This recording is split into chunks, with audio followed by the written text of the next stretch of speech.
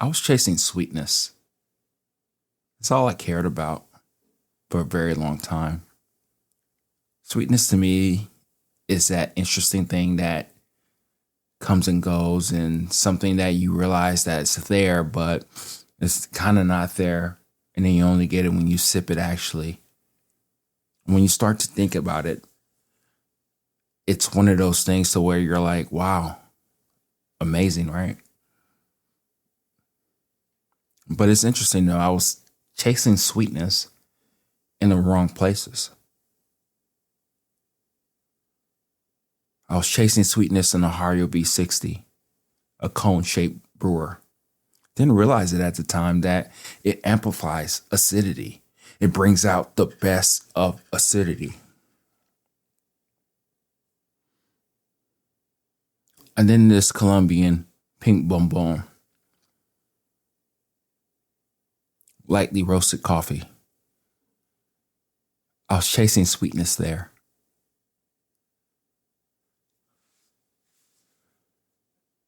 And I kept going, kept brewing, kept getting more frustrated. Didn't really know what was going on.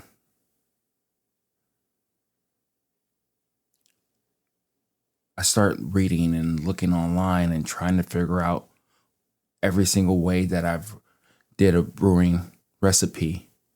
Didn't matter. Brought out different elements of acidity, amplified here, more intense there, a little bit more subtle here if I brought down the temperature. But nothing was working. I couldn't understand why it wasn't working. And I sat there and I just was confused and I contemplated, what should I do about this coffee? Start thinking about my life. It's kind of crazy when you start really drinking coffee and you're really into it beyond the buzz. You're like chasing that taste. And you just sit there and you just wonder, why is it not working for me? What's going on here? So I sat there and just contemplated and wondered more. I kept at it though. I kept trying to beat the crap out this coffee, bring out the best that I can out this coffee, chase that sweetness. Wasn't happening. Even months, years later, I started to realize it really wasn't necessarily that coffee. I mean, yeah, it was that particular coffee. But then I had another lightly roasted coffee. Kind of did the same thing to me. Different elements of complexity and acidity. That sweetness really wasn't there. And I just sat there wondering, what the hell is going on here? What are you doing wrong, Oki? Then I had other cups of coffee, medium roast, dark roast, different variations, all origins of the world. Sometimes I would blend them from time to time.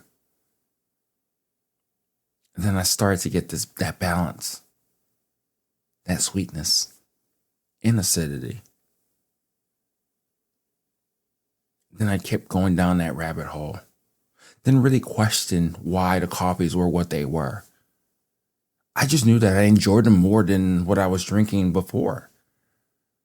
I realized that I was drinking something that didn't agree with me. I was making a cup of coffee that wasn't the coffee I was supposed to make for myself. I started to realize that.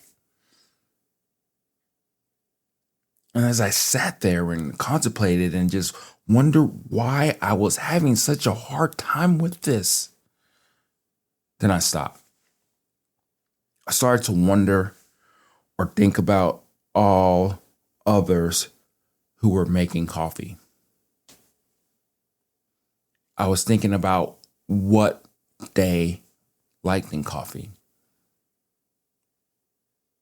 And then none of it really agreed with me. It's no shade. It's no like throwing daggers at anybody. But at the end of the day, it just wasn't my thing. I started to realize that. And when I started to realize that, I started to stop being mad at myself. Stop pushing myself to the point to where it just didn't really make sense anymore. I was getting on that plane of understanding that this is what I like to drink. That more balance of a medium and a dark roast didn't really matter the origin so much. That's what I cared about. That was my thing. It still is my thing. And once I got there and understood the things that I was trying to do with this whole coffee thing, I started to realize is that that's the most important thing. Your preferences. What you care about. Why you care about it. And you keep chasing that. Oh yeah, from time to time you will go back and try other coffees. Like that lightly roasted Colombian bourbon, pink bourbon. You go back and taste it again. Because you'll be in a bit different place than when you did try to like shake the shit out of it to manipulate it the way that you want it to.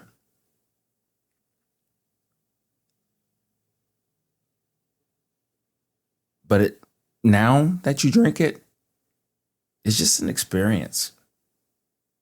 You just drink it. You like what you like. You don't like what you don't. And you move on. It's perfectly fine. It is perfectly fine to not like what everybody else likes. It's interesting now that I think about that. There's people who only like cold brew. That's it. They don't care about that hot crap. They just get down with cold brew. There's people that only like high-end, lightly roasted coffees. Some only like cold ferments. I'm more so like a wash process, medium to dark, really roasted coffee guy. There's realization in all of this. And when we see it for what it is, then we know that everybody has preferences. We have preferences. The way we eat our steaks. Sear, not sear, reverse sear, don't sear. It doesn't matter. We like what we like. And we have that realization with ourselves. That's the most important thing here. Once we figure out what we like in life, in coffee, we can do whatever the hell we want to. We can go on any journey that we want to. We can figure out why we like it, why we don't like it, how we can push and manipulate the coffees with the knowledge and the education that we have. I think that's where the fun starts. When we're not like brewing for others, we're brewing that cup that's meant for us most of the time. That's where we should be at with this. We shouldn't be team light roast, team medium roast, team whatever. Team whoever coffee, whatever coffee that makes you alive, makes you feel alive. That's the team that you're on. That's all that matters. Sit there with that thought. Think about the coffee in you, and that's it. The coffee you want to drink. The coffee that you look forward to drinking. your preferences, whatever that may be. Let me know what you think. What is your preference of coffee? Why? Don't be ashamed of it. At the end of the day, majority of the time, we're drinking coffee by ourselves. We're not drinking it with other people most of the time. So that's what it's about.